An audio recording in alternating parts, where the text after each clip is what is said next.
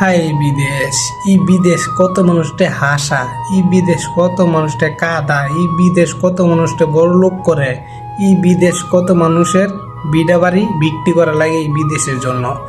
বিদেশ হচ্ছে একটা খারাপ জিনিস, কারণ বিদেশে কেউ হাসে কেউ কাঁদে, কেউ বিডা বাড়ি বিক্রি করে, কেউ বিডা বাড়ি আবার কিনে, কেউ বিডা বাড়ি বিক্রি করে, কেউ বিডা বাড়ি কিনে। অদ্ভুত একটা জিনিস।